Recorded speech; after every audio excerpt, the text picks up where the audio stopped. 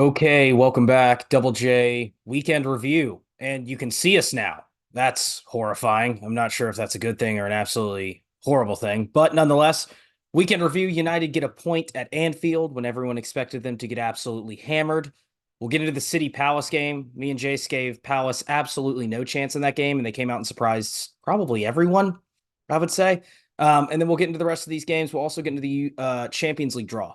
Champions League draw happened this morning. We'll get into that at the end of the show and also finish off with winners, losers, the Mike Dean Award and the Gary O'Neill Award, all that stuff back for the first time. Okay, let's get into it. Okay, welcome back. Double J weekend review. Wild weekend, Jace. Very wild weekend. We'll get into the games right now. Manchester United 0, Liverpool 0. I should say Liverpool 0, Manchester United 0. An Anfield draw, Jace. Yeah, draw, good result. I think there have been people on both sides of the spectrum that are going too extreme. The positive side on, oh my gosh, look what we just accomplished. We just got a nil-nil draw at Anfield. And then I also think there's the people on the negative side of the spectrum that are going too hard, like this is pathetic. What we are Manchester United. What do you expect? I think both of us find ourselves somewhere in the middle. Yeah. Good result, by all means, good result. Could the team play better? Sure. But when you focus on the defense and how good they were, I mean, Liverpool had 34 shots. It's what everyone's throwing up there. They got 8 on target. And that's because the United defenders were blocking them, getting in the way, preventing them from creating, I would say, real, like clear cut opportunities. I think the Trent chance outside the box, given who he is and his quality, was probably their best chance, and maybe one or two of the other free headers. But besides that, a lot of these were worthless shots that are just empty statistics, in my opinion. Yeah, the shot metric was thrown at United's face a lot after the game. I listen, defensively it was a great performance. A defensive performance was great. It was good to see a side that's conceded like candy in both competitions, or all I guess all three if you want to include the Carabao Cup. That's conceded like candy are able to work in such a good way. Do I believe that is down to Rafael Varane solely? Maybe. His headed clearances this game and his ability to clear the ball in the air is so much better than anyone in this entire side. And people go, Maguire, and Maguire's great at clearing the ball with his head. Varane's height, I'm talking about when he jumps, how high he gets in the air is unlike any other player in our team. He has made the back four that we went out there this weekend with. I mean, Dallo as right back isn't what you expect. I think everyone was expecting Wan-Bissaka to come in to have a more defensive performance at Anfield. He didn't. Dallo stays in, does a good job. Luke Shaw on the left side does a good job. And I think that was in part due to Varane being back there and the confidence that gives the rest of the team.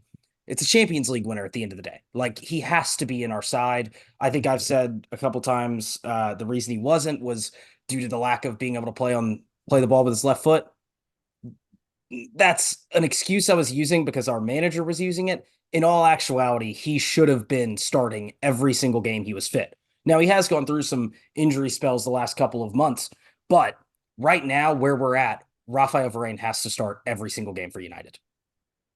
Yeah, I would agree with that. I think it helps Johnny Evans too, um, guy who doesn't play a ton. It Roth does. gives you more confidence than Harry Maguire, no matter how good Harry Maguire was playing before the injury. That's just pure fact. I mean, when you look at the two. So I agree with that. I think he gives calmness and confidence around him. I think he gives the young midfielder Kobe Mino more confidence that there's a guy like that behind him.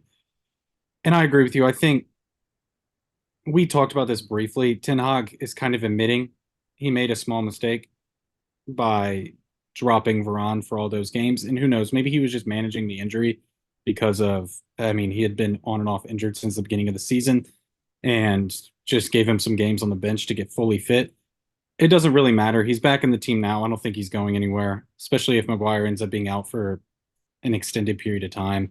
And even if he isn't, I think he's back in for sure. Yeah. And we can talk about the rest of the team now. The defensive performance, like I said, was very good. Some of the best defending, probably the best defending I've seen from United all season from a team perspective. Everything forward of that was lacking. I'll be honest, it was lacking. The connection to the attack, it looked like it was three men running at a defense more than it was a full fluid attacking motion from United when they got going forward. Do I think that is due to the fact that Bruno Fernandes wasn't in the side? Yes. I think that took a huge effect on the team. McTominay in the number 10 position just is not a number 10. He doesn't create. He doesn't really, he gets good runs going forward, right? He gets into the right spaces, but when he gets on the ball, it's not what we're used to. It's not what this team needs specifically. So when you get into the actual offensive side of this game, poor from United, very poor. But there were bright sides. Jace talks about the chances that Liverpool had, and the only time I was worried, I can count them. When Darwin Nunez got the ball on the left side of the box, I'm not sure if you remember this. He had Simicast overlapping him and just doesn't give him the ball and completely takes away the counterattack that Liverpool had. Our players get back in, and I was fine at that point. When we had our players defensively set, we were good. Liverpool could not break us down. There was no getting through it. And on the counterattack, when the passes were able to be made, and most of the time that came from the 18-year-old Jace is talking about in Kobe Mino, that's when you saw, okay, United want to be this transition team. Ten Hag wants to be this transition team. There were glimpses in this game where you could see it. The Hoyland chance in that buildup, the whole thing is perfect. It's exactly how he wants to do it. We don't finish off the chance. That's the issue. And at the beginning of the season, I said we don't need to be relying fully on a 19-year-old signing to be able to get us goals week in, week out. Should he have a goal in the Premier League by now? Probably. But here we are in December saying we're relying on a 20-year-old now to get us goals week in, week out in the Premier League with no other forwards really offering that much. I think it's like 3 goals from United forwards this season. Jadon Sancho is the most recent forward to score at Old Trafford for United, which is just in the league at least, which is just a crazy statement. Um, but there were signs of positivity going forward. I don't think it was this one-sided, oh, only one team went out there to win the game. No, no, no, no, no, no. One side set up in a certain way, the other side set up in a different way. One side set up there to be a defensive counterattacking unit. The other one said we're going to try and press you like they do. I don't think that there is this massive, Van Dijk came out after the game and said there was only one side trying to win it. Klopp said that was the most dominant performance I'd seen playing Manchester United. Those are lies. They're just lies. They are salty with what happened. They are upset with how United set up and didn't just roll out the red carpet like we normally do when we go to Anfield for them to score goals. There's no way anyone is telling me that the 7-0 last season was better than what I saw on Sunday. There's just no way. There's Oh, no way. yeah, I completely agree. I think Van Dijk more so even than Klopp was rattled by it, but I think I don't know, one team went out there and was okay with the draw. The other was really wanting all 3 points, and I don't think that's the worst thing in the world. I mean, look at where United are right now. Liverpool were top of the table. United are missing, I don't know, 4 players that should have been starting. Um, it was a practical approach. You don't Yes. go to Anfield and be like, okay, we're going to play this expansive style. We're going to try and dominate possession when you don't have the players to do it. No. And right now, United do not have the players to do it. So my response to that is exactly what you said. Would you rather lose 7-0 trying to play with these guys? Or would you rather get a hard fought 0-0 when you had chances to win the game, for being honest? Now, Liverpool had plenty of chances. United had 2 or 3. The Hoyland chance and a couple that were crossed that were just missed or just made it through the 6-yard box without anyone tapping them in to win the game. So I wouldn't agree that only one side was trying to win. I would say one side was okay with the draw. The other side really wanted the 3 points. But I mean, it doesn't matter. United got the point. Defense played well, and so on. But yeah, I think the thing on Hoyland mainly, I saw a lot of people already piling on. He's not good enough for United. He's not good enough for United. You have to finish that chance. Blah blah blah blah blah. Maybe 10, 12 players in the world that you can consistently count on to finish that chance from that angle. I mean, we're talking Kane, Lewandowski, Holland, Salah, um, like the huge names in the world are the guys that you can count on to consistently finish a shot from that angle right there. And Hoyland's just going to have to grow into that. I think he eventually has to become that player for United for this thing to work out. But I'm not freaking out because a 20-year-old missed a shot on Allison from a tight angle who didn't go to the ground, kept himself massive, and took a bullet straight into the chest, and it ricocheted off him. Like it is what it is. There It's again, that's there aren't that many people that are going to just finish that shot 9 times out of 10. That's where I am. And also, the one thing that I've seen from Hoyland of where he can improve in his game is weak foot finishing. His right foot is just not his friend as of yet at 20 years of age. That's pretty normal. I think there are, you can count on one hand the amount of players that come through at his age that have that both foot finishing ability. He should not be named one of them. But right now he does not have that in his game, and that's okay. That's not like, oh no, we need to sell him. He can't guaranteed finish with his weak foot from a tight angle. It's over. It's over. Sell him. We're done. I'm done on the 20-year-old kid. No, yeah, that's not how it works. I mean, this was always a project signing with one eye on the present and two eyes on the future. And I mean, this is about how I expect it to go. It's why I've been saying from the beginning you can't judge the guy off his first season at United. Exactly. Okay, from the rest of the game perspective, we do need to get into the red card that Yeah, Michael let's finish it Oliver. off with the red card. Do you have anything else you want to say? Because that's No, just it was a real nothing game. Like Liverpool didn't have that many clear cut chances. United had a couple clear cut chances, but for the most part, it wasn't this game of, oh, United are going to get absolutely destroyed that we were, sold on by everyone. Everyone and their mother. United are going to go get destroyed at Anfield. Ten Hag's going to lose his job at Anfield. That didn't happen. It didn't happen. But getting on to the decision. Michael Oliver in the, what was the red card? I got to look at what time the red card was even 94th. at.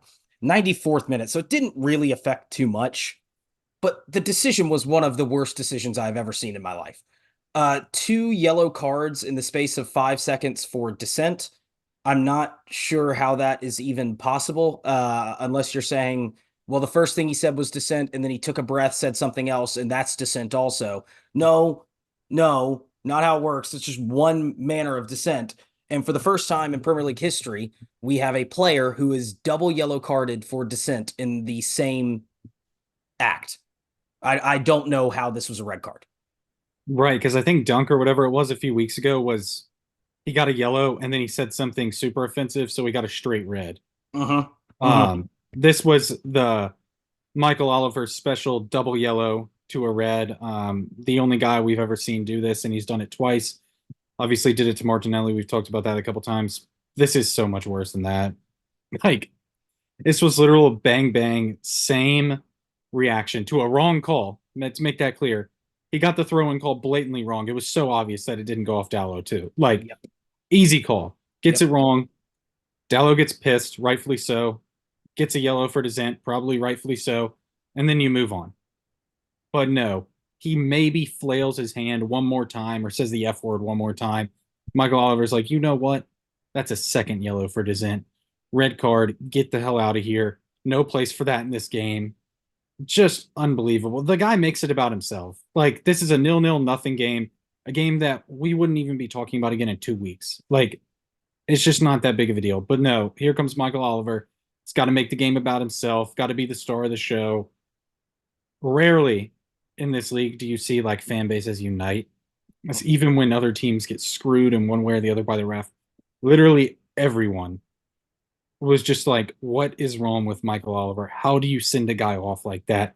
And then you throw it back to earlier in the game when, and by no means am I saying this should have been a double yellow red. Darwin kicks the ball away, gets a yellow for that, sarcastically claps in the ref's face and all of that, and doesn't get another yellow for dissent. And I don't think he should. But at the same time, that was earlier in the game. You wait 60 minutes and then you give a guy a double yellow for dissent. That's not even as bad as what happened earlier in the game. It just makes no sense. There's no consistency. Michael Oliver's a clown. He sucks. He's probably the worst at his job in the world. How UEFA keeps giving him Champions League games, I do not understand. I don't get it either. But him and Anthony Taylor both keep getting called up by UEFA. It makes zero sense, and I would not be surprised to see Michael Oliver in Saudi Arabia calling a Club World Cup game this week.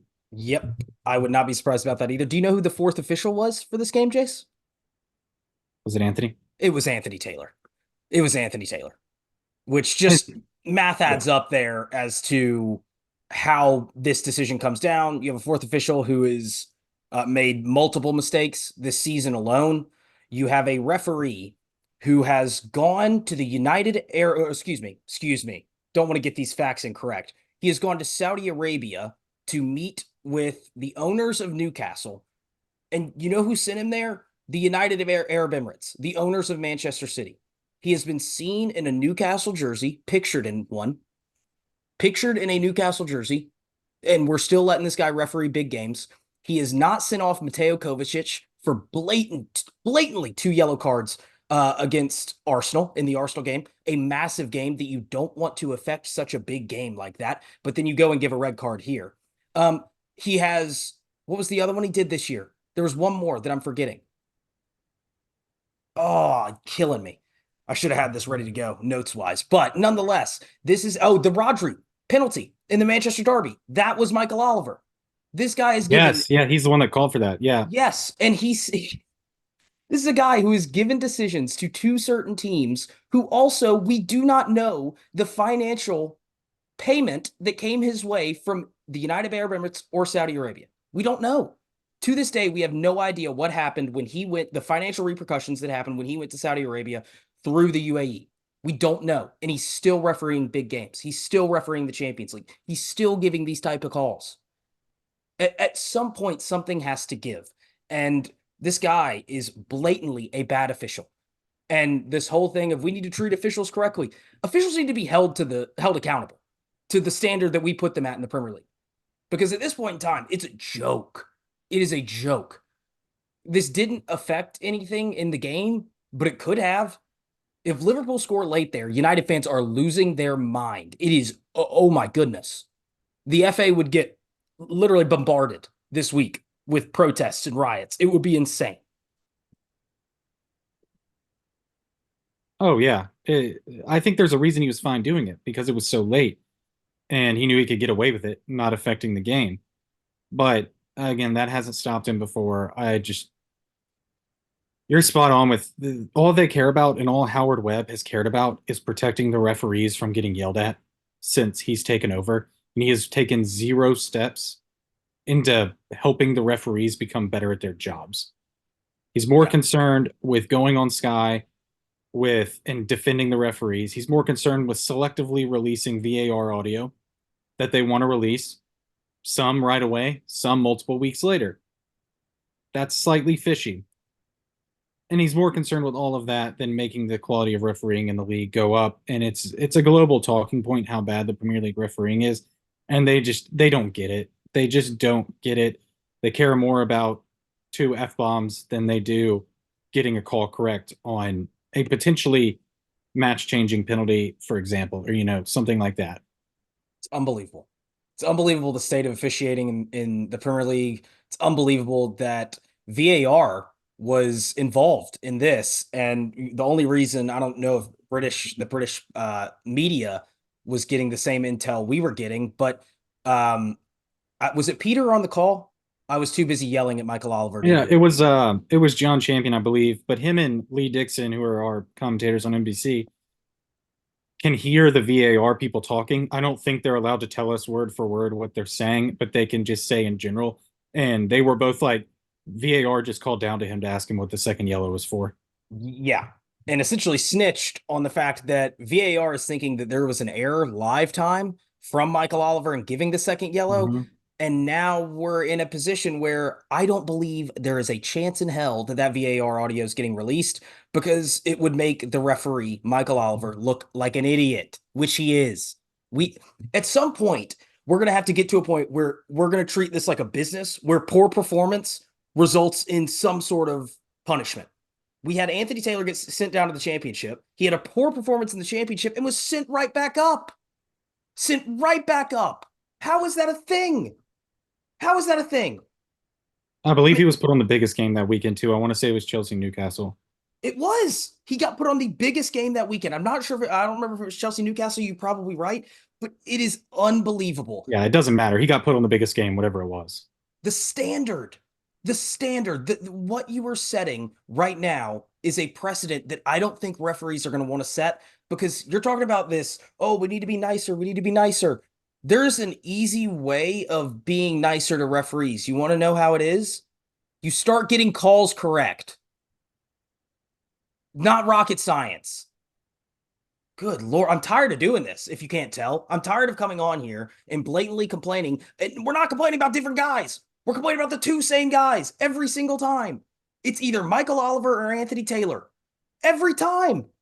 Pretty much, one of them is always involved, either on VAR or on the field. But yeah, it's just thank goodness this one didn't affect the game in the end. But now, Dallow's got to serve. I'm sure he won't win the appeal, so I'm sure he's got to serve a 1 game suspension now. Yeah. So And it's just also, extremely frustrating. there's going to be no way of, if we do appeal, how is there going to be any sort, how am I supposed to believe that there's going to be any sort of due process or something fair done when we're not the only, it's going to be his word against Michael Oliver's, right? What did Yep. you say? Well, he's got one interpretation. You have another. How is that going to get appealed? How are we going to win that appeal? We know the FA. We know PGMOL. It is a corrupt organization at this moment in time.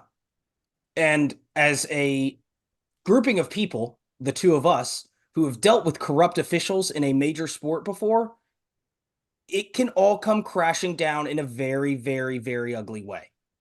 And when these financial obligations are released, if they are ever released, that Michael Oliver has to Saudi Arabia, if any of this stuff ever comes down as being sketchy, even in the slightest, everything is going to be called into question. Every single refereeing decision they have made is going to be called into question.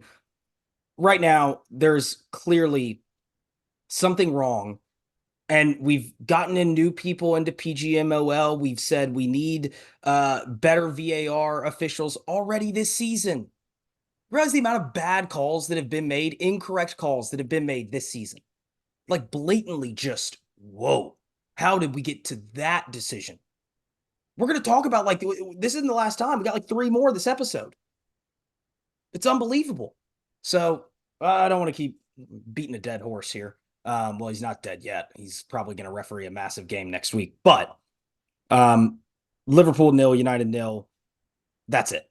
We're done. Good point. A good point. And I want to get one more thing off my chest. People are going to shut up. I don't care. Uh, there were people that were saying I can't, or United fans, not me specifically, they weren't attacking me, but United fans can't be proud of a good defensive performance at Anfield because that the standards have dropped and this, that, and the other. I don't care. I don't care. Do you realize the defending I've seen this season? Do you think I give a crap how well we looked as a full unit team? I'm taking it anything I can get right now, piece by piece, brick by brick. Good defending this game. Let's try and work on the midfield next game, then the attack. Like that is how it's going to work. It is not always going to be full flowing. It is not always going to be this great, great, great play from United. Doesn't make sense to me why that's the standard for a team that has proven to you, specifically this season, they aren't there yet. We ain't there. We're trying to be, but we're not there yet. Okay. That's my last thing on this game. Liverpool are in second on 38 points. They are 1 point off top. We'll get to them in a minute. Meanwhile, United are in seventh, 28 points, 1 point behind Newcastle, 1 point clear of West Ham, who for a time jumped United during this weekend.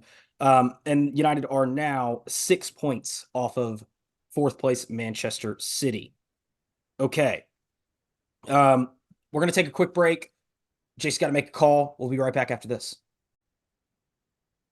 Okay, welcome back. Double J weekend review. My arm is cramping. I'm also still a little bit under the weather, but that doesn't mean I can't talk about Manchester City 2, Palace 2, Jace. We gave these guys no chance, and Roy Hodgson went and set them up to perfection. Yes, the Roy was so happy at the end. It was nice to see after a rough few weeks of him just, to me, contemplating whether or not he wanted to continue as Palace manager this season. I think that's what I got from his comments the past couple weeks. But he was so happy after this game. And I'm going to start with this is not an excuse for City by any means. Their squad is worth over £1 billion. But I think Pep did not get the players he wanted this summer. I think he wanted Vardiol, Rice, and Paqueta, and he got Vardiol, Kovacic, and Nunez. And I think it's throwing them off. I really do. And again, that is not an excuse. They have plenty of players, Calvin Phillips being one of them that they spent a ton of money on. So I'm not making excuses for him or feeling bad for him by any means. But I think for the first time in a while, Pep did not get the players he wanted. And it's affecting him because honestly, after they went up 2-0, they kind of looked like a shell of themselves. Yep, they did. And the goal was easy. For Palace, Diaz and Ake kind of just standing there. Mateta comes up, smashes it in, easy enough. Um, really just simple as it could be. And then the second one, it's just a dumb dangling leg from Foden. It's an unfortunate penalty. It's a definite win, but it's a stupid win in the fact that that challenge happens a second later. The ball's already out of play, and it doesn't matter. But it was so bang bang, regardless of if the ball was going out or not. It's a penalty. Elise dispatches it perfectly at the end, and they blow a 2-0 lead to Crystal Palace at home. And I don't know. I mean, there's something off about this team. I think you and I are always on the side of they're going to get it figured out, especially with De Bruyne is back in training today in Saudi Arabia for the Club World Cup. So he'll probably be back in the new year, I would think, playing in the Premier League games. But there's just something that's a bit off about them right now. And I think it starts with the defenders. It goes up through the midfield all the way to the top. Yeah, it's ugly. It is ugly right now for City. We've talked about, like I said, their spending this summer is starting to look less and less like a normal City. Just boom, we threw a dart at a dartboard and it's a bullseye, right? It is starting to look like, oops, we hit a triple one and maybe a bullseye right close to it. And Kovacic and Nunez are two guys that can't find their way into the team either. And Pep has multiple times said about Nunez that he needs to improve. It's very similar to the type of rhetoric you hear around Calvin Phillips when he first came in, which is just not what you want to hear if you're a City fan. At the same time, I think that Pep has to take equal blame for what is going wrong. If we're going to point to the uppers, if we're going to point to their recruitment staff and the people that are buying players, we need to look at Pep and say, if you go and look at every single one of this goals City have conceded this season, they come from the same type of areas. They're coming from the wings and either crosses into the box or play through the midfield that runs in as an underlapper from the wing where the ball is on the wing. There's an underlapping run coming through from the midfielder that is found. The width of this defense doesn't stretch to the needs that the Premier League has. They're getting exposed on the wings time in, time out. And it is because of this little stupid transformer formation. People have figured it out. If you sit in this low block, if you run at them with pacey wingers and put in good balls to the box, that's the equation. That is the equation to beating this system. And right now, with the players that they're putting out there, they're not comfy. I've talked about Vardiol the past couple of weeks a lot, and I'm going to keep talking about him. It's where the problems start from doing things like that, from putting a left-sided center back as a left-sided center back. Still, he's not. You're trying to make him play left back, and it doesn't work. And not just left back. He's playing touchline to touchline left back. Like he's being asked to run all the way forward and putting crosses and contribute to the attack while also trying to play a role that he's more familiar with at the back, and it's not working. It worked last season with Ake. I think a lot of that was because of the power that John Stones was bringing to the midfield, which we haven't seen much of this year. I know he's been on-off injured, but he's back now and he's not starting. They even brought him on to try and solidify the defense before the game was over, and that doesn't happen. They they give up the conceding goal. So I'm trying to see when was he. 90 Oh, I minutes. lied. It was actually right after the penalty. It was Oddly 90 enough. minutes, wasn't it? Yeah, he came Yeah, on I in the thought it was right before the penalty, but 96th. I guess not. I guess it was right after. Regardless, I honestly think that makes it even worse. He got Uh-huh. subbed in for 1 minute at the end of the game. Yeah. You know, I think Pep's in his own head. You talk about it a lot, how he gets in his own head. And I just think when you look at this team sheet, look at the two midfielders they bought in the summer, they don't play. Obviously, Calvin Phillips doesn't play. He rarely does, and only plays in games that don't matter, like the last Champions League group stage game when you've already won the group. And all that. And I mean, he plays two right backs, two fullbacks. Rico Lewis and Kyle Walker are either really playing fullback. We know Rico Lewis isn't. He's playing midfield. Yeah. Kyle Walker is, yes, he's playing right back, but it's almost like he's tucking in and Vardiol's going forward, Yep. which I don't understand why it's not the opposite. If Makes you're going no to play like sense. that, Makes it no doesn't sense. make much sense. I think getting De Bruyne back will help him get out of his head and be like, okay, Kevin De Bruyne is playing right here. We can build around that. But I just think it all goes back to he didn't get Declan Rice, he didn't get Lucas Paqueta, and he had the entire season mapped out with those two, or at least one of them. And he doesn't know what to do with these players that aren't as good as those two. No, he doesn't. He has no idea what to do with his team. And I think the answer to what you're asking, where they're sending Vardiol forward, is because he has Rico Lewis is this inverted right back or whatever you want to call him. He's a midfielder. He's playing as a midfielder. He's not a midfielder, but he's playing as a midfielder. And in the space he occupies, Walker would add too many bodies into the right side of the attack, which I understand, but then that leaves your left side exposed. Your left side, the left side of your defense has been where a majority of your goals have come from this season. It's just a fact. The left wingers aren't tracking back. Vardiol, like Jay says, is expected to be this touch to touch left back. That doesn't make sense. That doesn't work, especially against teams who are going to set up the way Palace set up. And they don't have the problem is too, they don't have a left back to turn to. It's No, it's because Pep let his personal feud with João Cancelo get in the way of what makes sense. This team needs Cancelo or a mm-hmm. left back like him. I mean, they have Sergio Gomez. He rarely plays. Same as Yeah. Calvin Phillips. Yeah. Um, I don't know. I think we both agree that they will eventually get this fixed. But when's the last time they drew like 4 out of 5? I mean, I'm starting to they've look drawn at 3 home games in a row, first time ever under Pep. I'm starting to look at this and say this isn't a thing that they can fix because the personnel is so thin because of actions you've made. Because you fully bought into this system, you don't have the ability to change it. And it's crazy that I'm calling City thin on depth. But what I'm saying is they've intentionally made themselves thin because this was the end all and be all system they were going to play. This was the end all and be all formation that was going to be used. And it's not working this year. It's not. And he figured it out last year, but the figure it out was changing the formation, was finding this formation. It's not working now. So how are you going to be able to change from it when you've fully bought into it? That's the issue they face. I don't know if they can go to a flat back four comfortably. I don't know If if they that's do, Ake has to play left back if they're doing a flat back four. yes.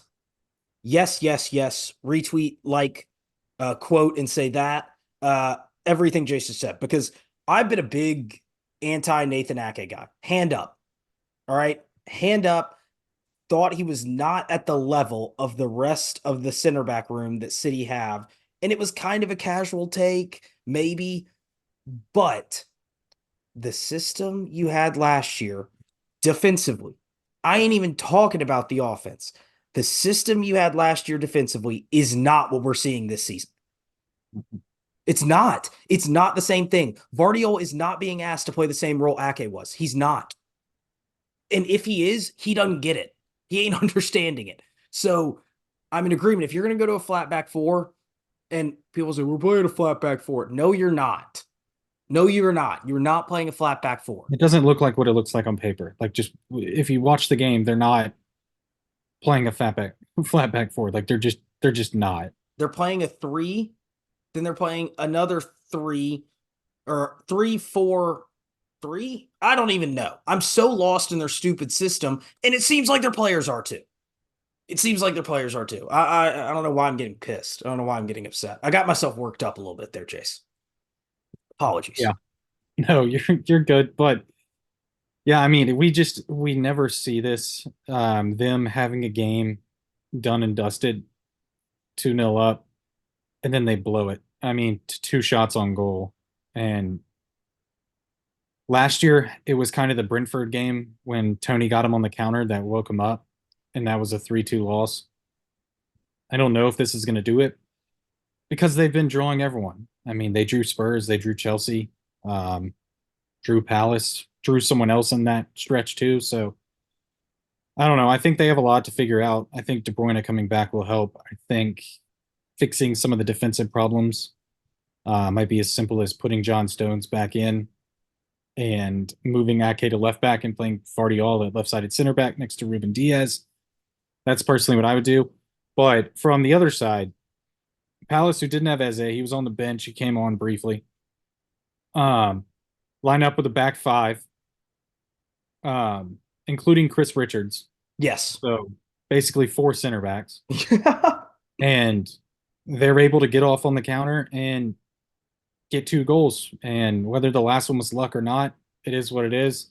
They played well enough on the counter and well enough defensively to get this draw. And they got to hope this is a building point because it has been a rough couple months for Palace. I mean, we're talking two teams behind them that aren't in the relegation zone or Everton who have been screwed and Forest who have looked like the fourth worst team in the league for the last couple months.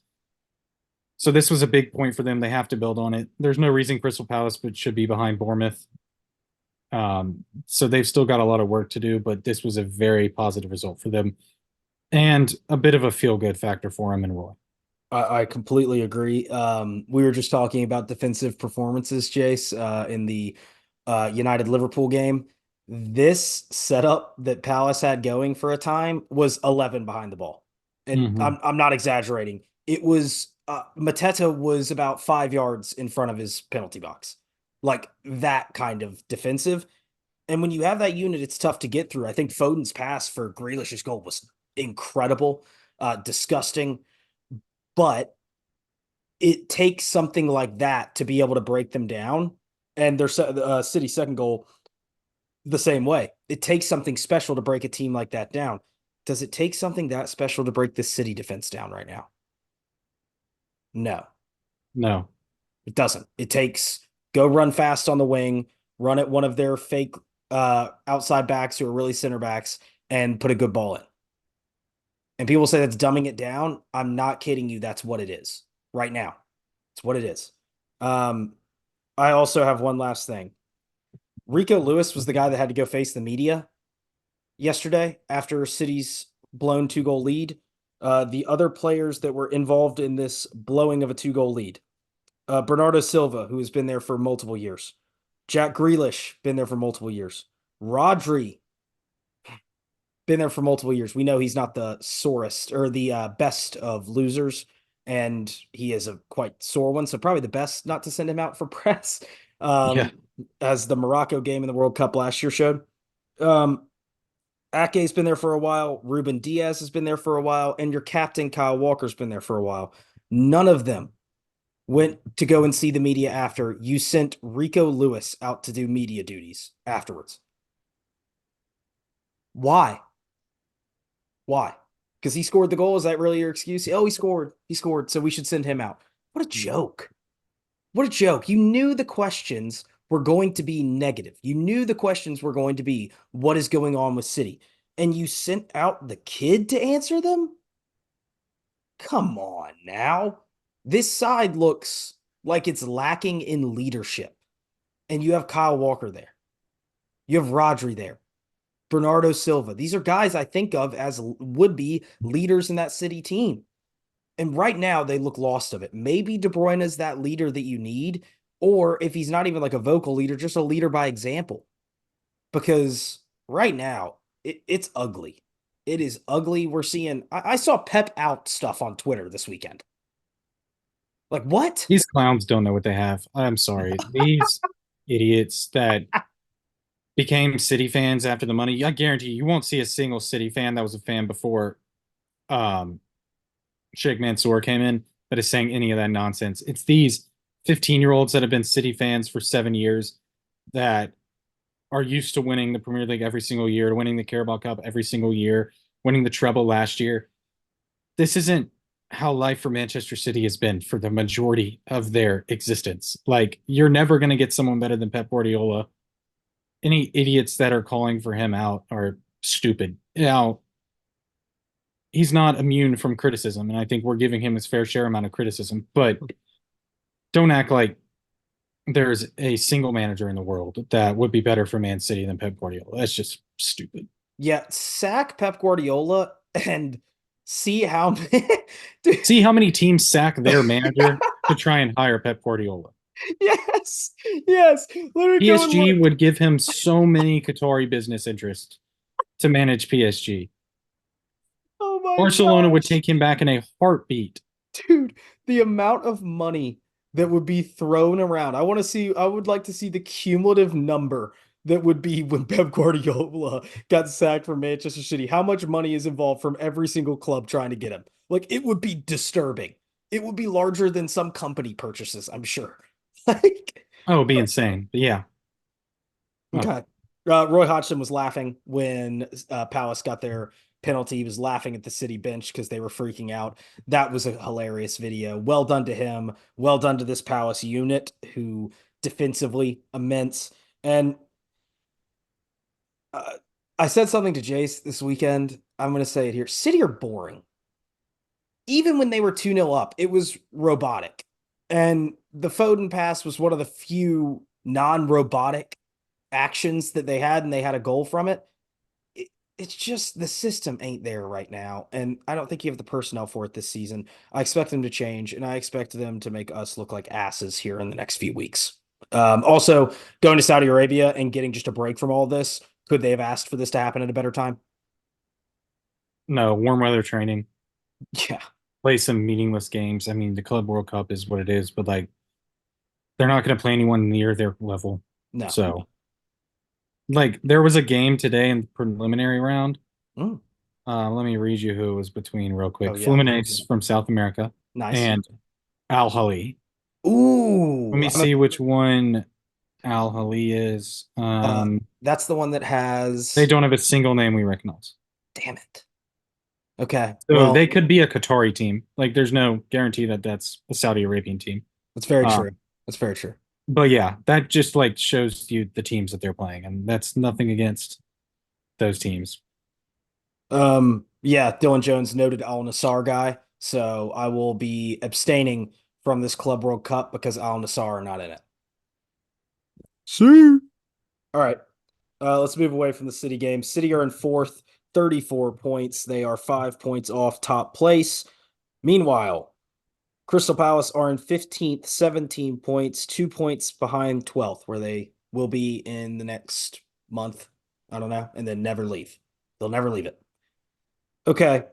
Let's get into some of the more interesting games than the City game. The City game was good. It was very interesting, but from a whole game perspective, wasn't the greatest watch on the eye.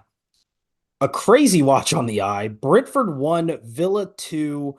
What the hell happened at Brentford this weekend, Jace? Near fights, some interesting red cards. It had everything. We'll start with the Ben Mee red. Or I guess Mhm. we can start with the Keen Lewis Potter goal. Good for him. They take the 1-0 lead. I Um, shouted him out last year before when he signed. I said that he was going to be their signing of the summer. He never played, and now that Embuemo's out, he's looked really good. So I'm going to take a dub on that one. yeah, it was good for him. It was right before halftime. They come out from half. Ben Mee, I don't remember if it was a VAR red or a regular red. I think it was a VAR red. Yeah, gets one for a high boot on someone's shin. He whiffed. a bit, but he did make some contact. They're really trying to emphasize getting those tackles out of the game. I'm not sure if I would have changed the on-field decision, but I can at least somewhat understand this one. The contact was minimal. We have seen them ignore minimal contact earlier in the season. Havertz against Newcastle, for example.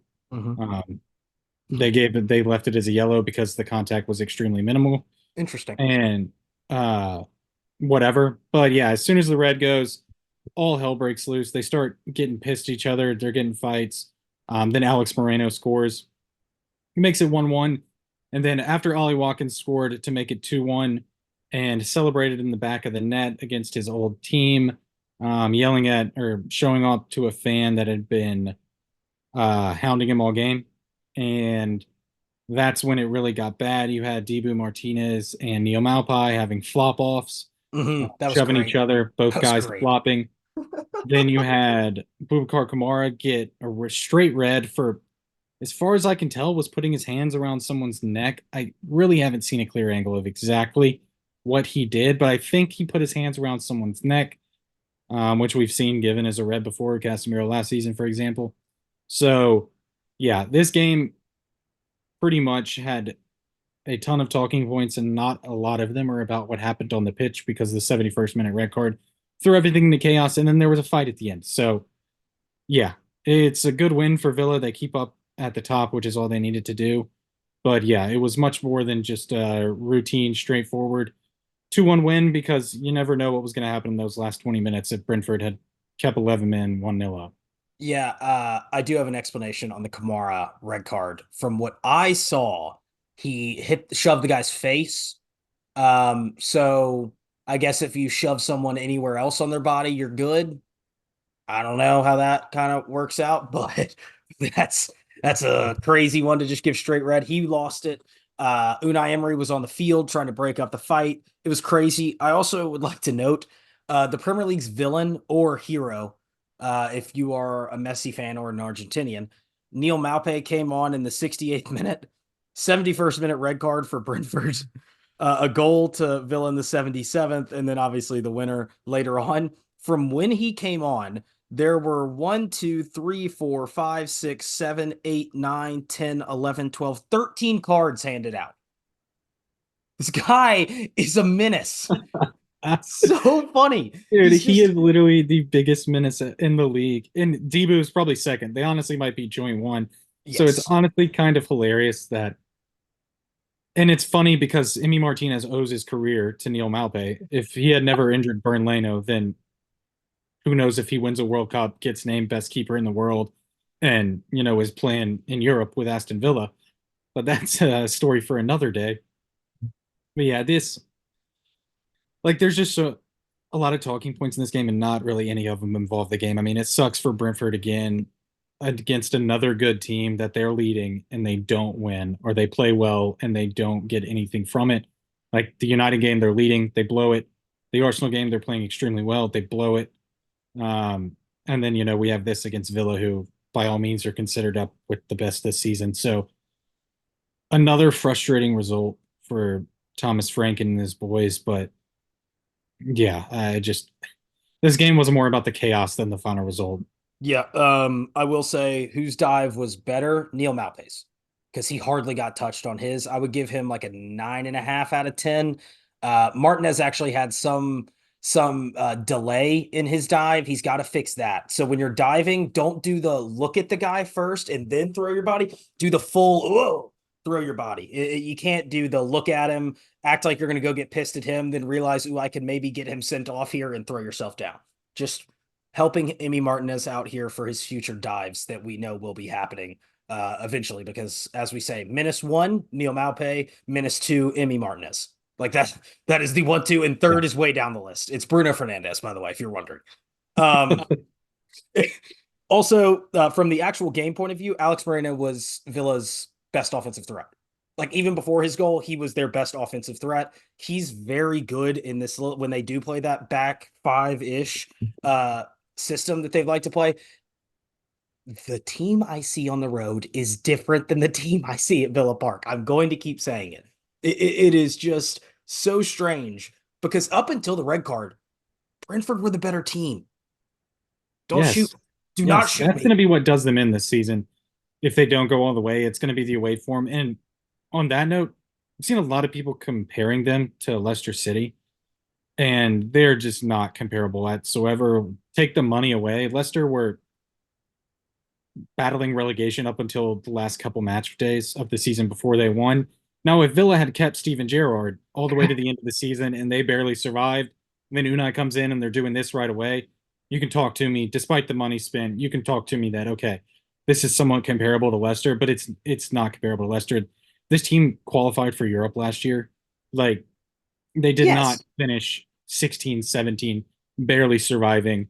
Like, they have the second most points in 2023 behind Manchester City in the league. They're just a good team. This isn't Leicester. If you're looking for someone like Leicester, look at Girona and La Liga because this ain't it. Facts. Who Yeah. are, did they win? I haven't looked. Girona won 3-0 today, yes. Get in there. Get in there. I'm a Girona guy this year. Actually, well, for Q, I'll be a Madridista, if you will. But other than that, I'm a Girona guy. Girona are one of those teams that anyone can get. I mean, I'm not, I would love for Real Madrid to win the treble this year, but if Girona win the league, I'm not going to complain about that. It's who doesn't love a good story like that? When Exactly. in the era of super teams and the Super League and 10 to 15 clubs separating themselves by a mile from the rest of Europe, it's always cool to see that. But And I do get the comparison. I mean, the midfield of Luiz and Kamara, you can compare to Drinkwater and Conte. I don't like putting Conte in the same yeah, but sentence. it's like, I mean, these guys they paid. I mean, Kamara was a free, obviously, but I mean, the Leicester didn't pay anything for Drinkwater and Conte. Nothing. They Or bought Mares Marin. for like 2.7, Yeah. like Yeah. from like the second tier of league. Like it's just two different things. Not everything has to be compared. I We talk agree. about United and Arsenal projects don't need to be compared. Villa being at the top of the table right now or near the top, and Leicester being top at Christmas, whatever year it was, 2014, don't necessarily need to be compared either. Nope. I agree. Okay. A crazy game at Brentford, which if you watch this league, you should know is just a normal thing these days. They are, I think I described them as our crackhead team. They are in 12th. They're currently occupying Crystal Palace's position, 19 points, 2 points off Fulham, 3 points off Chelsea, and on level points with Wolves and Bournemouth and Idan Ariola. I can't say his name. All right. Let's move along. Jace, congratulations. You have waited your turn. Arsenal 2, Brighton nil. This could have been 5 at halftime. Yeah, at half it was 135-ish minutes straight of playing great and not being able to score a goal. Yep. It was extremely frustrating. I was about to lose it before the first goal went in. Odegaard had a great chance. I'm not even going to call it a miss chance because he didn't shoot it. It just fizzled away. There were so many opportunities. I don't want to go through them all. But finally, Jesus scores from a corner. This team has gone from not being able to score on set pieces as a weakness to scoring on set pieces as a strength, which is great. Everyone needs that, especially when the majority of teams, not Brighton, but the majority of teams um, want to just sit back and let you bring it to them. And then Havertz gets the goal late. It was still almost a blown game. Excuse me. Who was he? Yeah, it was Pascal Gross. I was just making sure real quick. Had a big chance to make it 1-1 and just completely fluffed it and put it wide. So it's not like it still wasn't testy, but overall it was pretty much pure dominance. De Zerbi even said so after. He doesn't really remember anyone taking it to them like that. In the first half, had more shots on target than Brighton had touches in the opposition box. Just about as good as you can play besides the finishing. But yeah, got the goals, got the win. You move on, but overall, great performance. Rice and Odegaard were absolute monsters in the midfield. Rice is so freaking good. His give and go with Zinchenko that he faked off whoever it was. I don't think it was Milner. It might have been Feldman. It doesn't matter. Um, Ran all the way up the left wing, gets a shot on target. Good save um, from Verbruggen. But it literally reminded me of Yaya Toure, the way he just shimmied his guy, sprinted the entire way down the field, and after a give and go to alleviate pressure. Like Zinchenko and Rice are under pressure. Rice feeds it to Zinchenko, gets it back on the wing, and just takes it all the way up the pitch. It was great. Odegaard was good, dribbling himself out of tight spaces. He looks like he's back to his best. Almost scored in the first half, just slightly outside of the post, and then had another good save from Verbruggen. Verbruggen had a great game. Yeah, I'm he not did. going to blame this all on the Arsenal finishing. He made some great saves, a lot that you would expect him to make, but some good saves nonetheless. Yeah, And yeah, he's a guy I would, if I'm Mikel Arteta, I would be looking at a little bit, if you would.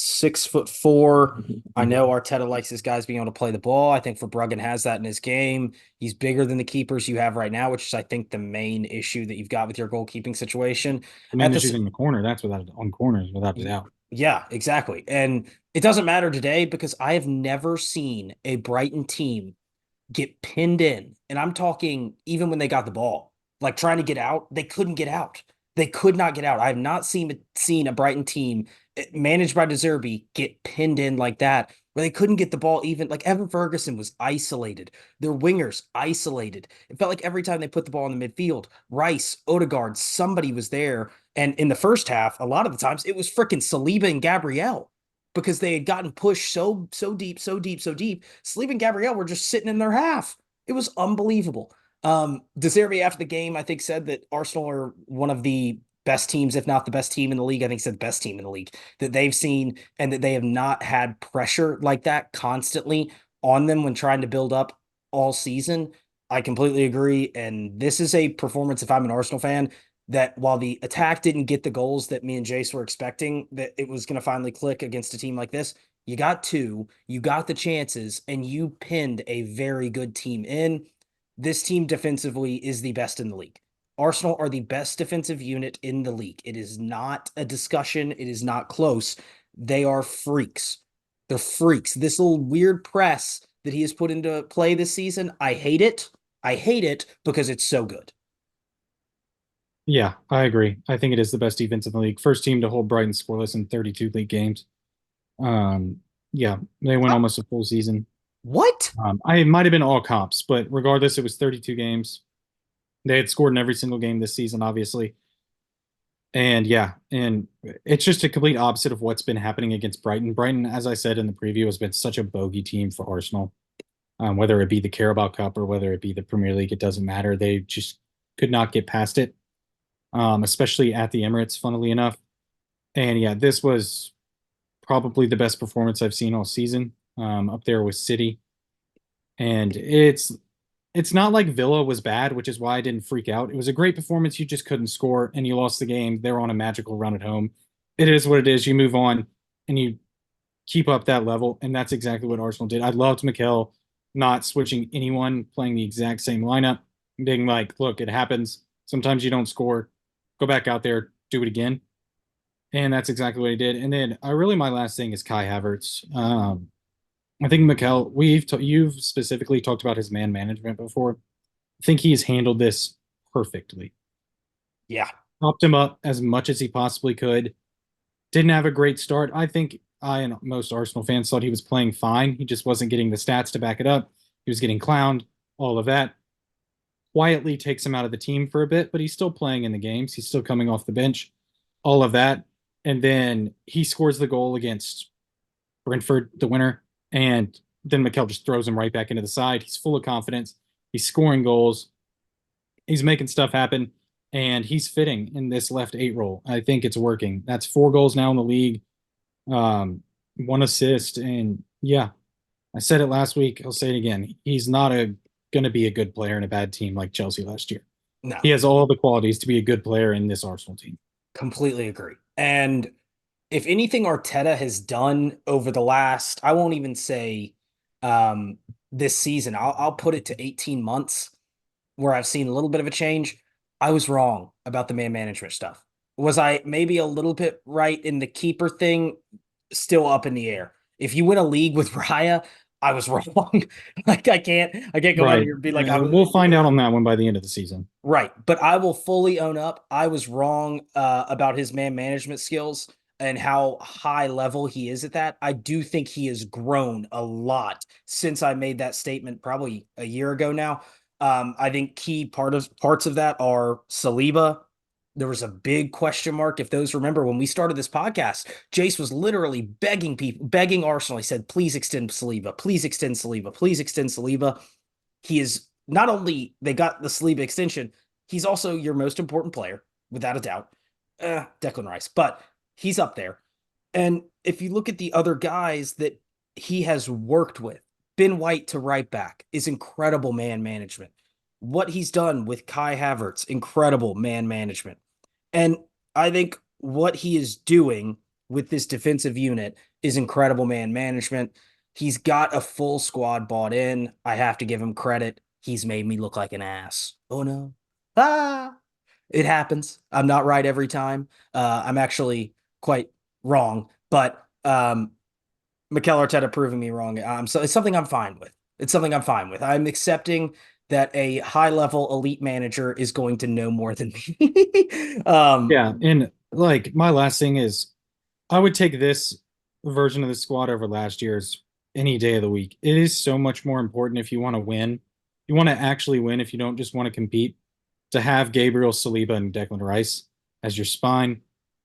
And City, I mean, City had it last year. They've had it all the previous years. Throw out their names. Before Rodri, it was Fernandinho and company and whoever was playing next to company. Now it's Rodri and Diaz and either Ake, Variol, whoever. But that trio is such a good block. And then you have Ben White at right back who handled Matoma completely well. Not many concerns with Matoma. He had a chance or two. He was the one, I believe, that fired in that cross for Pascal Gross that he missed. But besides that, Matoma didn't do much at all. And yeah, I think this squad is very good. It's about keeping all of these guys fit and healthy. Jorginho missed the game. He's sick. He's got that thing that's going around to everyone. So I don't think that's a huge problem. But yeah, try and keep all these guys fit, get some guys healthy. But most importantly, Saliba, Gabriel, and Rice have to stay fit because Yeah, they are everything to this team. They stop teams from having chances to score. That is the biggest thing. dude, they stop teams from getting out of their own half. This game, like I said, I don't want to just keep beating this point. I have not seen a Brighton De Zerbi team get pinned that deep. You don't see it. And with the quality players they have to be able to play the ball, the experienced players they have to be able to play the ball, you don't see that. And so that spine's terrifying me. If Jorginho figures out whatever illness and how to get over that, will you let him like tell him to let me know? Because good Lord, I'd love to get over whatever I've got right now. Gosh, killing me. Doctors who are paid millions specifically to take care of 26 players. That's how you get over it quickly. Damn it. I got that. I've got your spy doctor at my team. You Did he get fired yet? Speaking of the spy doctor? No, he was not a part of our clear out. Our clear out was actually to include DEI candidates. So diversity, equity, and inclusion is Manchester United. If you couldn't tell, because Glory, glory. never mind. I was gonna make a bad joke about some right wingers that we're gonna keep in our system. Okay, Jace, let's get through two more games. What cat's in the room, by the way? Who's in there with you right now? Oh, I got Trudy in here. Oh my Banging on the wall. gosh, huge, huge. Trudy is an incredibly, how to say this nicely? Obese. Okay, obese cat. Yes, she is. All right, let's get through two more games and then we can get Trudy out of your room.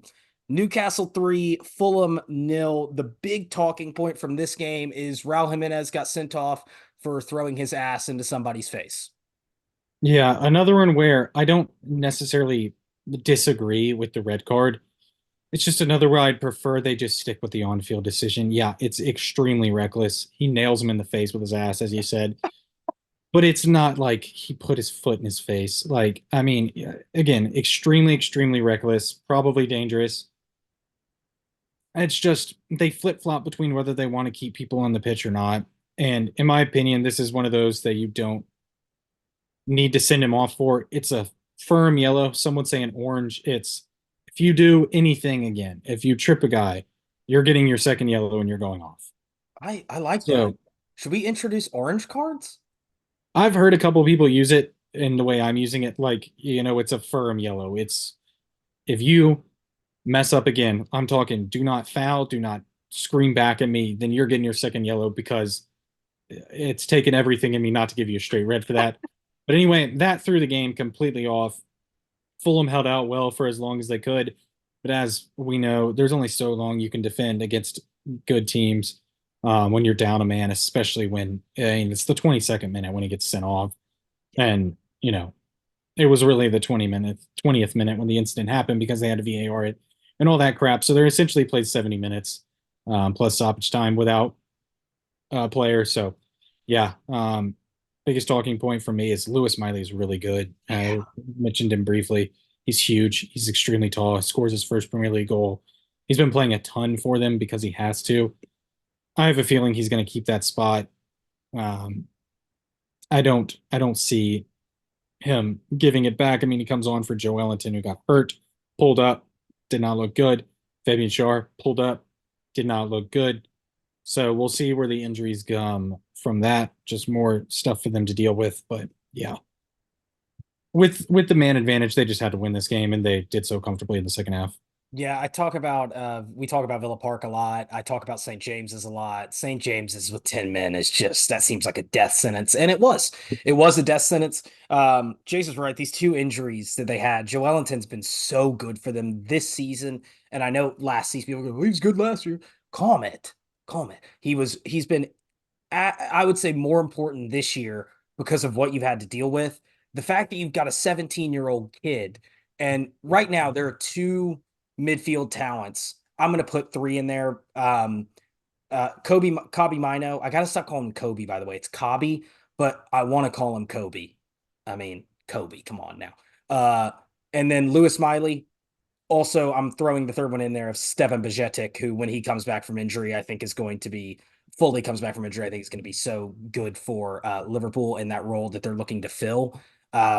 Or not fill, but they have Indo in there who seems like a placeholder more than anything for Bajcetic to grow up and take that role. Watch those three guys.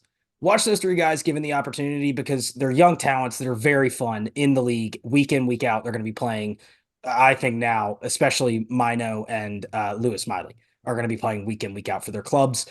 It's a scary time for young products in the Premier League because there are a lot of good ones coming through. There are like a lot of good ones coming through. Okay.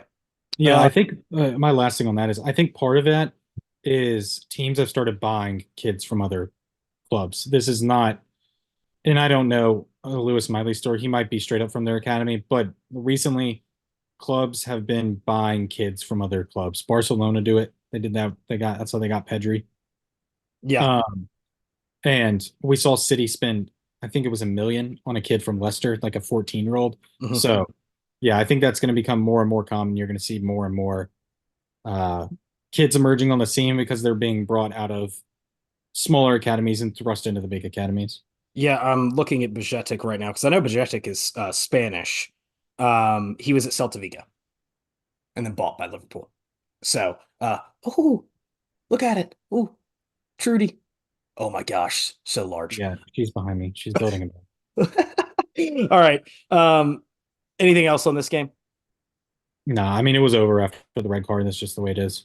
Yep, good result for Newcastle. It'll be interesting to see. I think a center back's probably on their cards. A right-sided center back's probably on their cards in January. A lot of the fans have started to turn on Fabian Schär, and not turn, but just say if we're going to take a next step in our process, is Fabian Schär really a guy that we're going to be able to rely on week in, week out to be able to, Champions League? I think it was we gave Eddie Howe a lot of credit for how he's made some of these guys before he got in there turn into what looks like world beaters. Fabian Schär was a part of that. And so I'm watching Trudy right now just go across Jason's screen. And right now it looks like some of these guys are starting to maybe not be a part of the process taking that next step. I'd expect a keeper and another center back to come in to deal with some of those injuries that they've got going forward. Yeah, I agree. Shore doesn't fit their age timeline really either. No, he doesn't. And we talk about buying kids. I think we're about to see some kids come into Newcastle who are very good. Okay, Newcastle in six, 29 points, 4 points off Tottenham, 5 points off fourth placed City. Meanwhile, Fulham are in 11th, 21 points, 2 points ahead of the 3 on 19 Brentford, Wolves, and Bournemouth, and 1 point behind 10th place Chelsea. Okay, let's get into the Chelsea game. Chelsea 2, Sheffield United nil. We said we said there's just no way that they drop points at home to Sheffield United. There was just no way, Jace. Yeah, there was no way. They didn't look great. It's Cole Palmer again that's doing everything. We've been talking about it for weeks. He's a hit, and he's clearly, as of now, their best player. I don't even think it's close. Maybe Thiago Silva you could throw in there. Yeah, but I think Um, Silva's lost that half yard this year. I think you're right. Cole Palmer's probably the best player. yeah, and he gets the goal. He gets a goal and an assist, and that's great. Petrovic was actually we completely forgot he was the MLS keeper they bought. Um, Oh yeah, I yeah, did forget because about New that. England lost Matt Turner to Arsenal, and then they lost Petrovic to Chelsea the next summer. So two straight summers they sold their keepers to the Premier League teams. But anyway, he was fine. I mean, Sheffield United did not offer much of anything. It looked like there was a chance they were going to get the draw. They got made it to halftime, 0-0, but no. I mean, there isn't a ton to talk about here. Chelsea didn't look like world beaters by any means, but it didn't matter. Enzo got dropped, or maybe it was just rotation, but he did not get to start, which is interesting with Conor Gallagher back. He opted to play more of a 4-2-3-1 with Cole Palmer as a number 10. But yeah, I think Chelsea had to win this game. They won. It is what it is. They just need to get the 3 points and move on to the next one. I completely agree. Caicedo to me looked a lot better without Enzo next to him as well. I think we talked about him doing the interview before this game. Wanted to see how he did. He looked better than what we've seen. He doesn't look perfect, okay, but he looks better than what you've got. This the rest of the beginning part of this season. Excuse me. And Cole Palmer is your best player. I mean, Cole Palmer right now is dragging this team offensively. Nico Jackson gets a goal. Good for him. I still don't think that's a long-term solution. I think Chelsea fans know it. I think they're going to be begging for Victor Osimhen in the summer, and I expect that to happen. I expect Victor Osimhen to be at Chelsea next year, and for maybe some steps starting to be made in the right direction. But for the time being, there's still some massive question marks. We're starting two center backs at outside back. Mudrick, the more time passes, the less uh I don't even know what word I'm looking Benefit of the for. doubt. Thank you. That there's going to be less benefit of the doubt given because 100 million pounds for a guy who's hitting them into the corner flag, regardless of what you say, is not good enough. I saw someone made a good point. I believe it was Nico Cantor of the Golasso show. At some point, when are you going to start asking, why did we spend this money on a guy who had 6 good games? Because he was bought off a Champions League group stage. Shakhtar, the war happened, all of that. They weren't playing in a league. They were playing 6 Champions League group stage games. If they made it out of the group, he was going to stay for the rest of the season and play in the knockouts. If they didn't, he was leaving in January. It was simple as that, cut and dry. Yep. And at some point, you have to start wondering, what were Arsenal and Chelsea thinking, being willing to spend this much money on a guy after 6 games in a very volatile position? It's not like he had 6 fantastic games as a center back or, a deep lying midfielder, a position you're not demanding goals from, which is what you are from a €100 million winger. You're demanding goals. And I don't know. I just think they spent a lot on a guy who showed very little. And Arsenal are just as much to blame. Like, I mean, they were going to do it. Arsenal were Yeah. going to spend 95 million euros on this guy. And Chelsea Todd Bowley was like, we don't have our own recruitment staff. We're just going to buy what Arsenal are going to buy because they've been doing well lately. And they spent the money. And again, I'm still not ready to give up on him, but if we get to the end of the season and it's still like this, then I think they're going to start looking to shop him. And what do you get for him though at this point? Like you spent a lot of money. You're going to take a massive loss. You're going to take a massive loss on a majority of the players that have been signed under Todd Bowley. And it looks like he came in and thought he could run the team like a baseball team, go get young kids, develop them, but there's no minor league here. There is just the big time. And if they ain't ready, the fans are going to let them know. The pundits are going to let him know. Little podcasters in America are going to let him know. And right now, it ain't good enough. And the development of some of their signings is, again, I talk about it at a United level. It's at a United level. The development they have right now is at a United level. Cole Palmer's the only player that they've bought that has increased his transfer value, And and he's I been there 5 months. I think that's just because he has that city in him. Like he's Yeah, just got I mean, honestly, it could be the fact that City developed him. Like, I don't know. I still think there are some diamonds in the rough. You just can't. We just haven't been able to see him yet because it's just pure chaos. But yeah, we shouldn't be going too hard at him. They got the win. Sheffield United are god awful, and Chelsea need to move on. yeah. We're overly mean to Chelsea, maybe sometimes. There are some good players in the side. Badiashile, I think Caicedo's going to come good. Cole Palmer's been looking great. Sterling looked better than what we've seen this weekend. But again, it's Sheffield United. Uh, Jace, I think, hit the nail on the head with the preview. They're going to Luton them. Is that what you said? Yeah, it's just And going to be like the Luton game, and it minus 1 goal it was. hit the nail on the head. Hit the absolute nail on the head. Okay. Chelsea sit in 10th, as I talked about, 22 points, 4 points off ninth place Brighton, and 1 point clear of 11th placed Fulham. Meanwhile, Sheffield United are on 8 points. They are 5 points back of safety, which is now Nottingham Forest in 17th. Whoa. Yikes. All right. Yeah. We'll take a break, get Trudy out of your room, Jace, and we'll be right back for the rest of these games. Okay. Okay, welcome back. Double J weekend review wrap. If I can get my phone, we might do a weekend review. Who knows?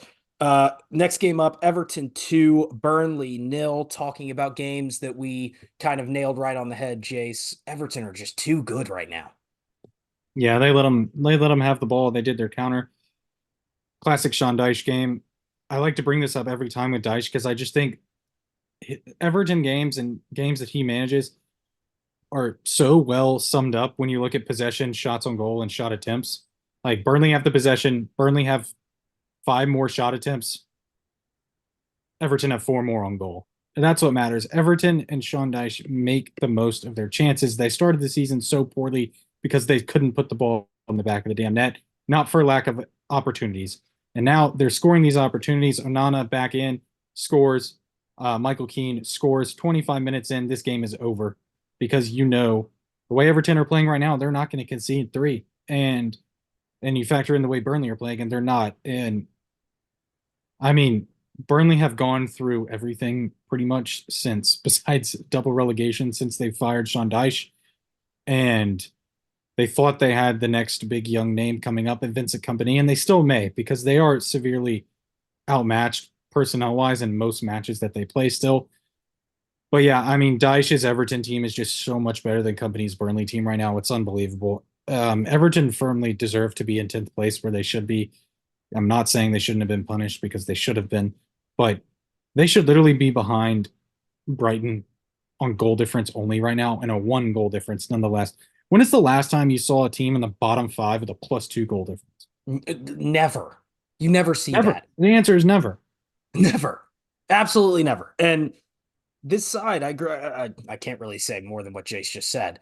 The XG is higher for Everton every single game with less shots, like significantly less shots. That is because of the system they're playing. That is because Sean Dyche understands his personnel. That is because the personnel that are playing have fully bought into this system. And he has the guys to do it. James Tarkowski's a guy that has been there, done that with Dyche before. Michael Keane has come back in after getting essentially ostracized by Everton and is starting to look halfway decent, not great, but serviceable. Ben Godfrey, I've always liked. He's just had trouble with injuries. And Dwight McNeil's starting to heat up. This is a very good side. This is a very competent team. They're very competent. And when you got Sean Dyche leading you, I just personally have no concerns that this side are ever going to have any sort of problems with relegation, with underperforming. It's all going to be on the players. It's all going to be on individual instances. As Jace talks about, at the beginning of the season, they couldn't put the ball in the back of the net, even though they were getting great chances.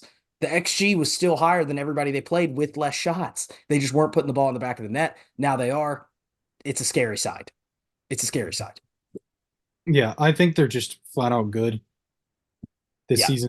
And like that's just the truth of it. They've got good players, got a good team, and it makes me think back onto what I said at the end of last season that they should keep Sean Dyche as long as it takes to study the ship, and then maybe move on to someone younger that plays a more progressive, attractive style. That was stupid of me. I completely retract that statement. As long as Yeah. they're playing this well, who's going to do better with this squad against the adversity that they're facing than Sean Dyche? And the answer is no one. He lives for this shit. Yeah, He he does. loves to dig in and fight. And there's a reason they're already putting distance between themselves. The relegation zone, after getting dropped second bottom 5 or 6 weeks ago, they're now fifth bottom and was that 7 points clear of Luton Town. And it's just going to get farther and farther away.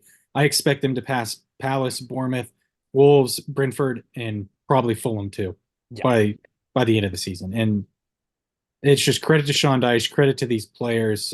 They clearly love playing under him, and good on them. I also think one last thing: some of these clubs that were looking for keepers should have been looking at Jordan Pickford, Yeah. Chelsea in particular. Yeah. I United were linked with him, and everyone started yeah. losing their minds, including myself. Yeah, and that's nothing. I think Onana's fine. He had a great game this weekend, and I think he'll end up being the guy you want him to be. But right now, Jordan Pickford just comes in and puts in consistent performances. He rarely makes mistakes. He does sometimes, especially with his feet, but he's just the perfect keeper for this Everton team. Love him there. Love this Everton side. Couldn't be rooting for him harder this year. I completely agree. Um, Everton, as Jay says, 16th on 16 points with a +2 goal difference. Chelsea right now have a +2 goal difference. United have a -3 goal difference. Just funny. Meanwhile, Burnley are in that relegation zone, 19 points, or excuse me, in 19th on 8 points, level on points with Sheffield United, which is not something you want to be thrown at your team this season. They are 6 points now off of safety in Nottingham Forest. That bottom three is starting to really take its shape this season. Okay. Um, Next game, we got two games to get through, right? Two games? All right. Yeah, just two. West Ham 3, Wolves nil. Lucas Paqueta and Mohamed Kudus are very good at this sport. Yeah, rarely is a transfer a win-win, especially when you lose a player like Declan Rice. But they did step one. They got in a decent replacement for him, and it's an Alvarez. He's obviously not Rice, but he's not bad whatsoever. And then they brought in full team reinforcements. Kudus is freaking incredible. He would be getting minutes on multiple, if not all, of the big six teams. Probably all of, I would say, he would at least be getting minutes. He is fantastic. Another banger. This one from outside the box. James Ward-Prowse, another one with the Rice money that's contributing big time. And then I don't know if this was some master plan by their owners to make up this Paqueta betting crap, but it freaking worked. And keeping him in the team has been so important. I mean, the work he does on that counter, I don't remember if it was Kudu's first or second goal, to get the ball forward. He's bouncing off guys, he's dribbling through people, keeps the ball around him at all times, and then gets it out to Kudus. It's just fantastic. And then Gerard Bones quietly has like 10 Premier League goals this season. He's pretty much playing as a striker. He is their striker, and it's working. Yep, they're It's playing. just really working. Mikel Antonio's not getting back into this team. When he gets fit, it's Bowen going to play up there. Antonio and Danny Ings, the backups. Yeah, I've got a million good things to say about this West Ham side. They really are good, and a bit of unluckiness for Wolves. They got a goal to get it back to 2-1 or 1-1, maybe it was. I don't remember. But Sarabia was literally a toe offside. So that Yeah. gets rolled out. And then, West Ham had another, and it's over. But yeah, West Ham aren't perfect by any means. I mean, look at the Fulham game. They got smoked. Um, but they are firmly good enough to be a top 10 team this season, top half team. And yeah, I think that, they can go far. I would say they're probably sixth or seventh favorite in the Europa League right now. But yeah, this team can do something, um, and beat anyone on their day, especially Absolutely. with Bruce and Paqueta and Ward Prowse and Bowen. Absolutely. Bowen is literally playing in a 2009 Messi role right now, which is crazy. And I'm not comparing him to Messi. I'm saying the position he is playing is a 2009 Lionel Messi role, and it's working like really well. Kudus and Paqueta are allowed so much space because the center backs are getting dragged up. It's a very good system that David Moyes is implementing. I agree with everything Jace just said. They're good enough to be a top half team for the whole of this season. That front three, if you want to call it that, of Kudus, Bowen, and Paqueta is disgusting. And I do now believe in Jace's conspiracy theory that the whole betting scandal came from an anonymous source located in London, specifically in the West Ham Stadium, who had no proof or evidence that he was gambling. I agree with it. It's a great plan. It's a great plan. Yeah, especially because it's just gone away. Yeah, no Just one not. mentioned it. They were like, No "Yeah, one he's mentions guilty." anymore. Like it literally, City moved on to Nunez, and that was that. Yeah, good luck keeping him next summer. I don't know what Yeah. City are allegation. going to be right back in for him with 80 million, 90 million pounds ready to go. I don't know what allegation they're going to come up with to ensure he stays at West Ham. I don't think it's going to be good enough Yeah, to. but even keeping him for another year, they needed to keep him for this year specifically because of how bad last year was. I mean, they won the Conference League. Overall, the season was a success, but the Premier League was atrocious. They were terrible, Yes, completely underperformed, and all of that.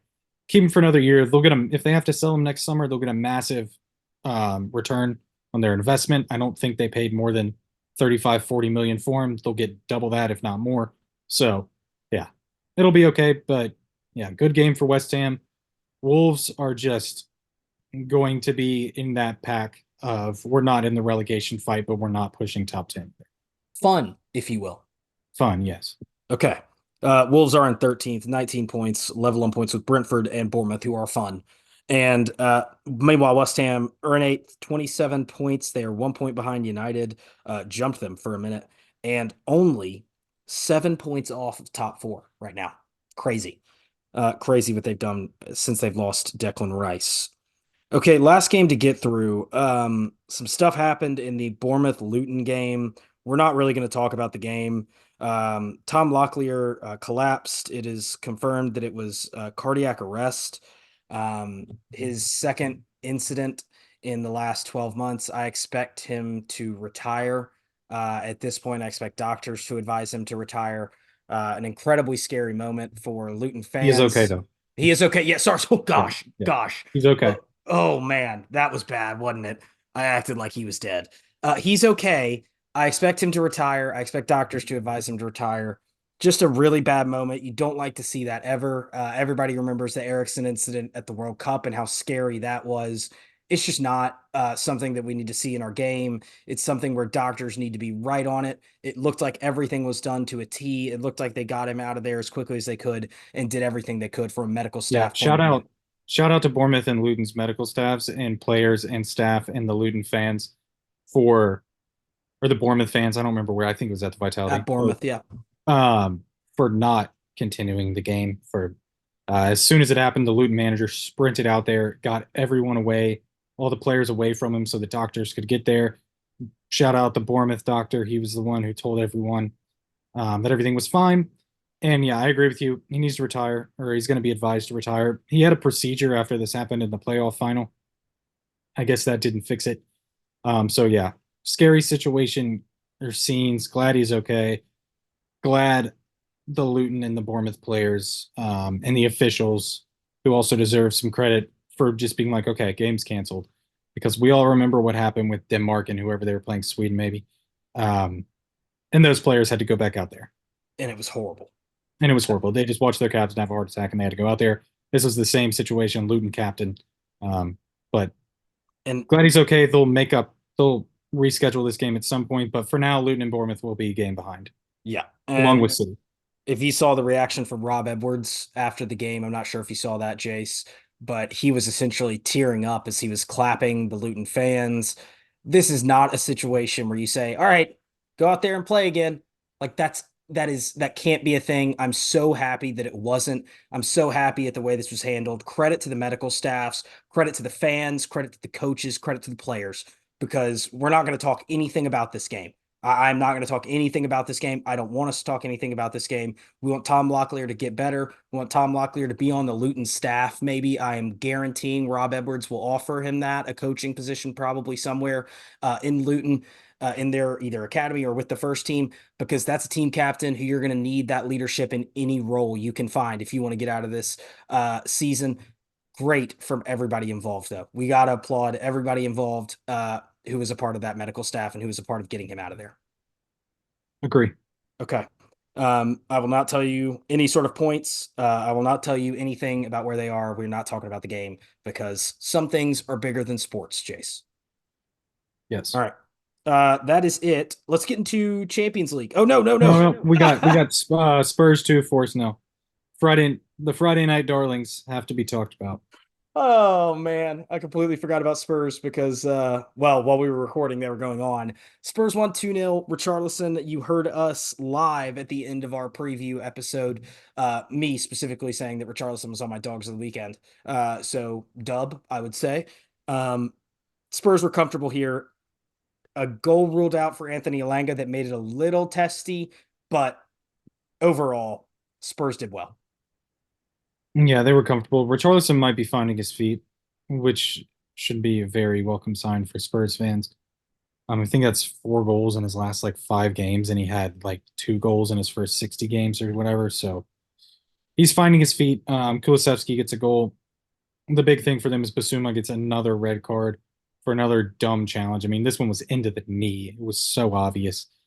Took VAR about 30 seconds to radio down to the ref to go look at the monitor. Took the ref 1 or 2 views on the monitor to send him off. That is a 4-game ban now for his second red card. So that's just bad for them. But yeah, Spurs overall, this was comfortable. I'm concerned about Nottingham Forest. I really am.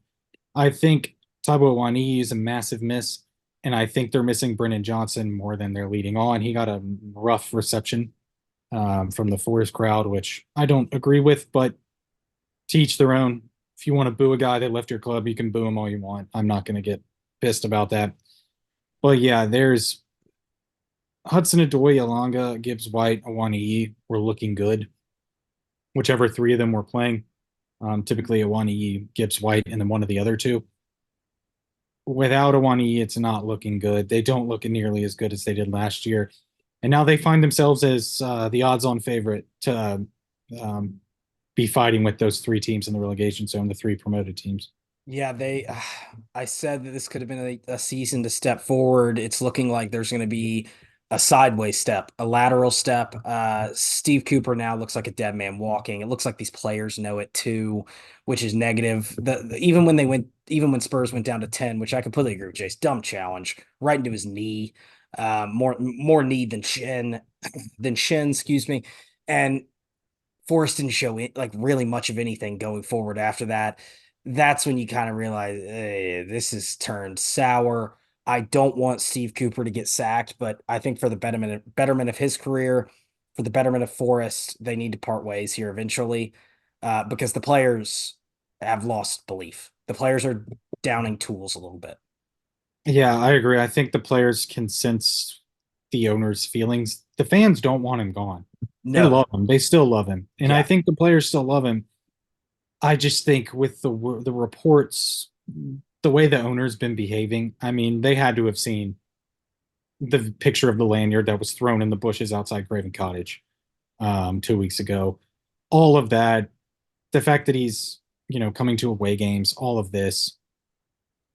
I think the writing's on the wall. Now, we have had a Fabrizio Romano report within the last hour that they're lining up potentially Nuno Espirito Santo, which is horrible decision in my opinion. He was killing it with Wolves. I mean, they were top 10 2 years in a row, I believe. And then it fell apart. Then Spurs went through 9 candidates, couldn't get him, and finally ended up on him. Lasted 2 months before they got Conte in, and so on. Then he went to Saudi Arabia. He was sacked within 2 or 3 months because they were sucking and he got in a fight with Benzema. And obviously, if you're paying the players that much over there, they don't care about the manager. They're just going to sack him. But yeah, I think the writing's on the wall. We're going to get out of this festive period, and he's likely going to be gone. I agree. I think the move for Nuno, we talk about lateral steps as a team. That's a step back. He is, I agree with Chase. He has not proven himself since those first couple of seasons at Wolves. Could he come back in here and get that new manager bounce? Yeah. And he'll probably keep them safe of relegation. But is that really the move you want to make a step forward? I can't believe that the fans would be behind that. This owner seems like he's quite power hungry, and Newcastle, or excuse me, Nottingham Forest are now in a position where they're going to have to kneel to this owner and hope that everything goes well. Yeah, I agree. Okay. All right. Nothing more from that game. Spurs are in fifth. Excuse me. Spurs are in fifth. Meanwhile, Forest in 17th. They are 5 points clear of the relegation zone. So, as Jay says, there's a reason that they are odds on favorite to fight with those three teams in the relegation zone right now. All right. Champions League draw time. I'm going to announce the Champions League round of 16 draw. It happened today. Here we go. Porto will be playing Jace's Arsenal in the round of 16. Jace has a trip to Portugal, which for the last 18 months he has said he hates going to Portugal. Jason, any comment? Our season ended in Portugal last year when Saliba and Tommy also went down. So would That hope did for not happen. not that again.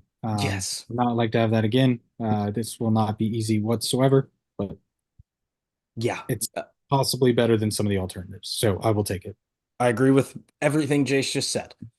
Napoli playing Barcelona in a very interesting and fun quarterfinal matchup or round of 60 matchup. There's been a lot of complaints saying, "What is this Champions League?" I think this draw has proven that these teams in it deserve to be in it, and they're going to be fun draws.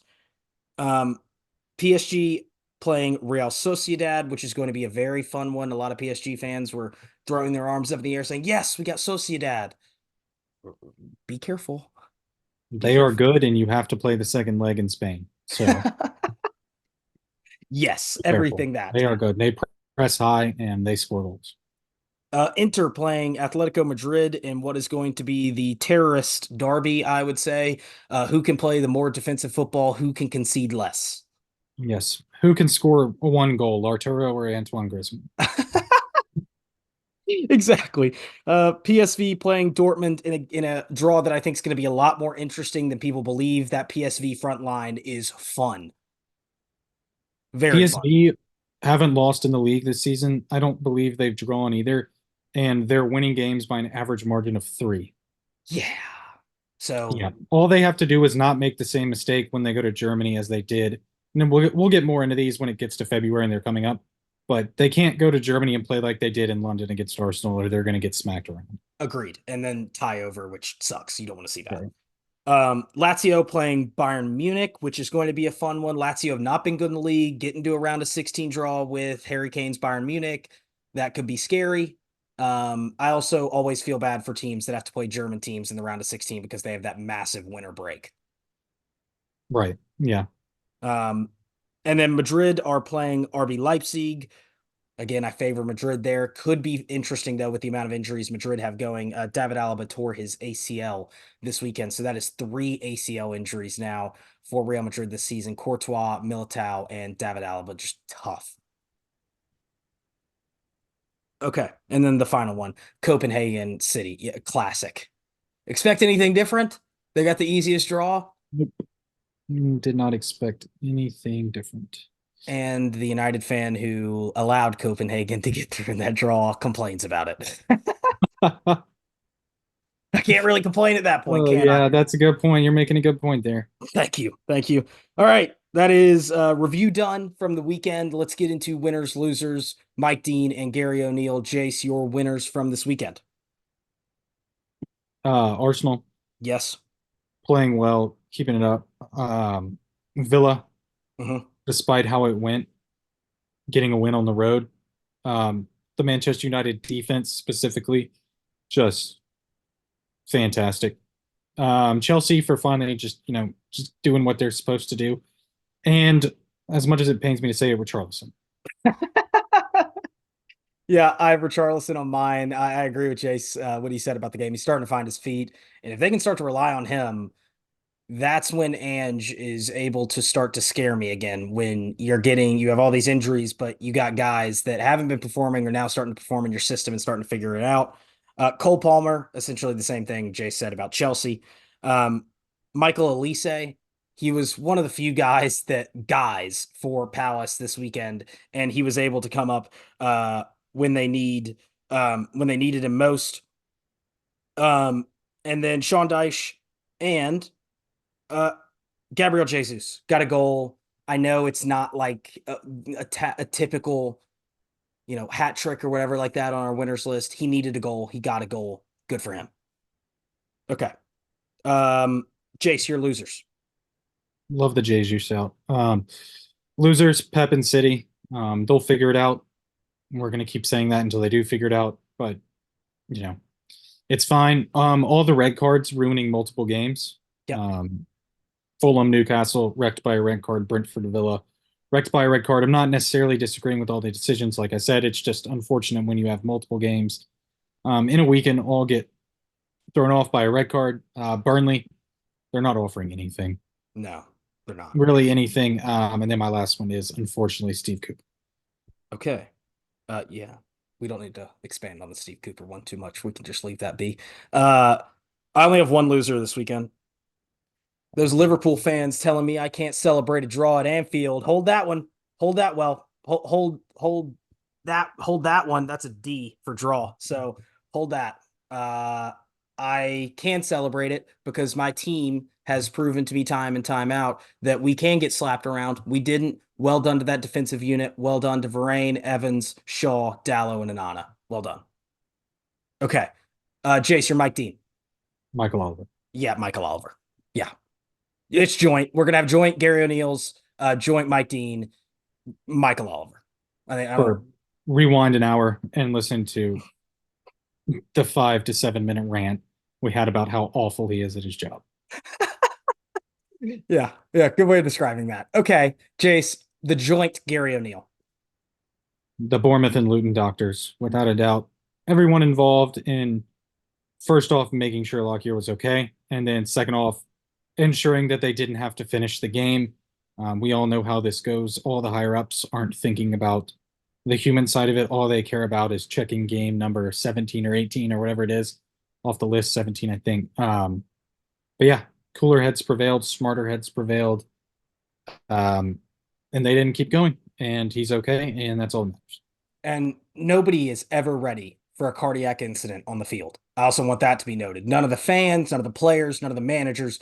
These doctors were right there ready to go, got him in the ambulance, got him to a hospital, got him safe, and we're where we are now because of what they did. I completely agree. Congrats on your Gary O'Neill Award, the doctors of Luton and Bournemouth. Okay, Jace, anything else? That's it. Let's All get out of right. here. I've been Dylan. I've been Jace. Have a good evening. Have a good evening. We will see you guys for our preview Thursday. Some special guests on Thursday as well. Peace.